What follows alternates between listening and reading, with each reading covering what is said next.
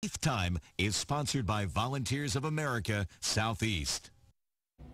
And Faith Time is our weekly conversation on matters of faith. And joining us this morning is Dr. Lonnie Burnett with the University of Mobile. Good morning to you, sir. Thank you, Chad. Good to be here. Now, we're talking about 4th of July, or at least we're getting close to it this week. And we want to talk about the founding of America and really what role faith played in it. What role do you believe religion played in the founding of this country? Well, Chad, I think religion played a very dramatic role. I mean, going back to our colonial days, when John Winthrop referred to a city on a hill, he was quoting Jesus from the Sermon on the Mount. And for the early colonial days, we were going to be this, what Reagan would say, a shining city on the hill. And the irony is, when you get to the founding of the United States with the Constitution, God-fearing men who I think wanted God-fearing citizens were very careful not to establish a religion in our Constitution. What do you think are some of the common misconceptions about faith in the founding of America? Well, I think both sides have misconceptions, Chad, and it kind of goes to what they feel the Constitution does. The far right sometimes thinks there's more protection for religion than the Founding Fathers intended.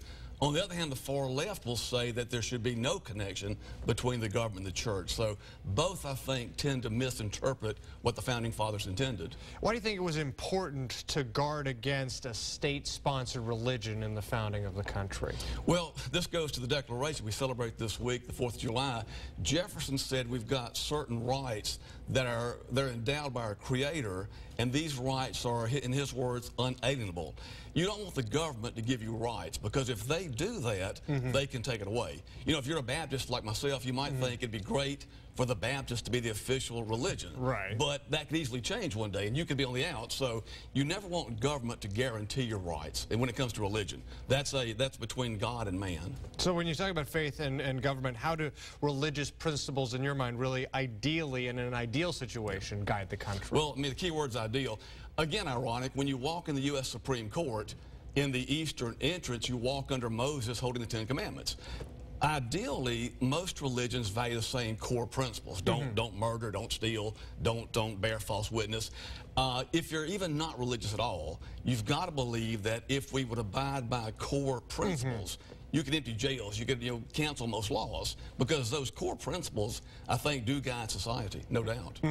When you talk about the separation of church and state, what do you see as really its purpose, and is it being misinterpreted at times? This is probably the most controversial piece of our Constitution. Most people think that phrase, wall of separation, is in the Constitution. It's actually not. It goes back to Roger Williams and way beyond that. But Thomas Jefferson, in a private letter to some Baptists in Connecticut, mentioned a wall of separation. A court case in 1947, the Everson case, Justice Hugo Black from Alabama used the phrase a high and impregnable wall of separation. That's kind of the way we see it now.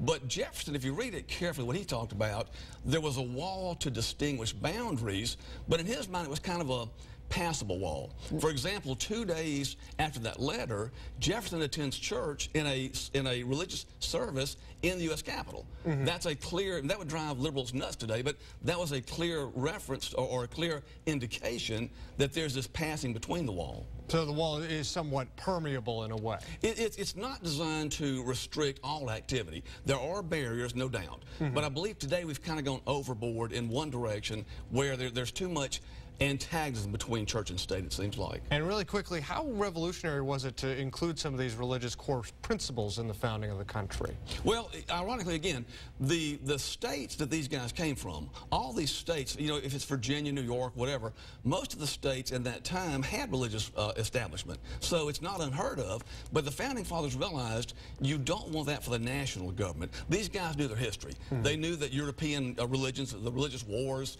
they knew that had happened many times. So they're very careful not to put an establishment of a religion in this Constitution. All right, great insight. Dr. Lonnie Burnett with the University of Mobile. Thank you for joining us for this edition of Faith Time.